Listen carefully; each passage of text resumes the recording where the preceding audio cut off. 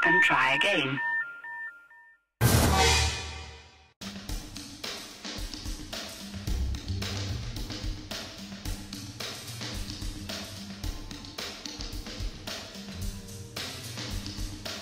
Quiet on the set. Take one. Hi everybody, I'm Tony Lankford for Tony Lankford's Downtown The Actors Lounge. We're here with Jan Hines, an actress here in Philadelphia. Hi Jan, how are you? Hi, good. How are you, Tony? I'm doing great. Jan, tell us about who you are and what you do. I'm middle-aged, single, work full-time as a purchasing manager for a manufacturing company, and I'm an actress and singer. As I don't like to call it a hobby, it's my passion, so it's my fun, it's my love. So, What do you love about acting and singing? I just enjoy, I guess, focusing on the communication part. It's completely absorbing to me. I focus totally on that. I don't think about anything that may be bothering me. If I have a live audience, even if it's just an audition, I focus on the connection between myself and the audience, and just a look, you know, direct eye contact and a smile is very rewarding. Do you think that's a difficult thing to do, to connect with your audience? No, I don't. What I do find difficult is knowing whether or not I'm conveying the emotion of my character in a film setting on my face in the nonverbal moments, and whether those cues are coming across. And it's kind of hard to know at the time. You know, I find theater's more immediate, and I don't have that much of as much of a concern with that. How did you get started in being an actor? Well, I was at a crossroads in my life where I was having some difficulty at work, a lot of challenges. Basically, I was burnout. You know, my dad had died, and that was my last parent, and I really thought I needed to do something else to make a living. So I thought about people who in midlife had switched to doing their passion from maybe what had been their career for, say, 20 or 25 years, and I thought about what I loved to do, and that was singing. So I began to take voice lessons and really enjoyed that locally, and I took an acting class at Mike Lemon Casting, and I just really enjoyed it. I thought it was very fascinating, and enjoyed the camaraderie between myself and my classmates. Loved working with other people, and so that was it. And I've been doing it since 2004. You had also mentioned that you'd had a few difficulties in your life that may have helped push you towards being an actress.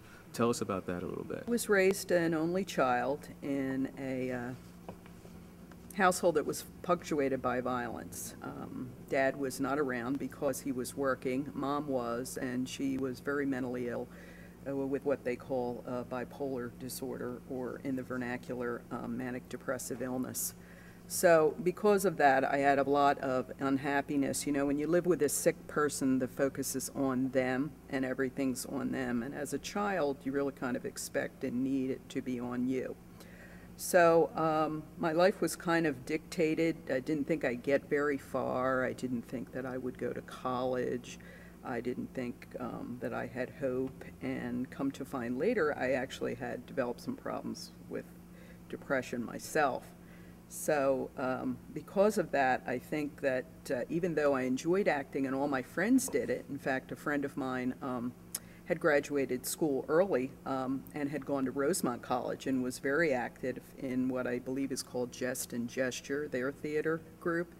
And I would always go to all the plays, and then I just enjoyed being there. Never really got involved except on the periphery, you know, went to all the cast parties and the fun things and stuff like that, but really hadn't acted since maybe junior high or even earlier. And I did have one friend that went on to get an MFA and still acts freelance, is a freelance actress in the area. And I guess I thought of going back to that and what I had enjoyed about it. And it was just, I guess that wasn't the right time. And as I got older, it was the right time for me, you know. Do you feel that the difficulties in your life help you define your characters or focus more deeply on the characters and the roles that you choose? Yes, I feel it helps me to understand them better, their motivations, and because, to be honest, I've had some therapy professionally too, that kind of helps me figure out, why, or at least I can ask the question, why would this person do this? Even if it's a bad person. You'll hear actors say, people ask actors, how do you play such a horrid person? Anthony Hopkins playing Hannibal Lecter. And I guess that's how you get there, is that you try to think, and I know I did things that I was not proud of, and I know my dad did things. He became violent, basically a very good person, raised a Catholic. So I could see how those things, certain circumstances in life and situations could push you to the brink, and I found it easier to understand, I guess, quote-unquote, bad people. So yes, I feel that because of that. I feel I'm definitely a better actor because of that, and that it's easier for me to get to the motivational part. Let me ask the question, why do you act? I guess because, well, obviously I enjoy it, but I guess because I find it satisfying.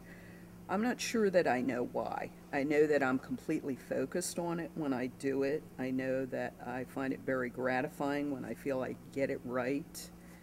I know that I really enjoy, not so much a monologue, but the one-on-one of the character. I know that I can lose myself in it. So I guess it's a kind of therapy. What advice can you give to up-and-coming actors? What can you say to them that would steer them somewhat in the right direction? I would tell them to definitely get your training. Number two, and more importantly, is to always work whenever you can, and to remember that when you go to do a student film at a university or something on that order, college, or maybe even a high school, that you're going to run into actors who have their SAG cards, who are professionals, and they're still doing this, and that's why. I think that's the most important thing. And lastly, I would say, do it all. Do it all. Don't just think because you like film, or you like theater, or you like dance, or you like singing, that you shouldn't try the other things. And I guess lastly, if you're afraid of it, do it anyway. Push yourself. When you're a little nervous, feel kind of funny, do it anyway. Because I think that that's where the real rewards will come, because you'll surprise yourself at what you can do. Wonderful words of inspiration. Thank you, Tony. We've been talking to Jan Hines here on Tony Lankford's Downtown the Actors Lounge. We'll see you next time.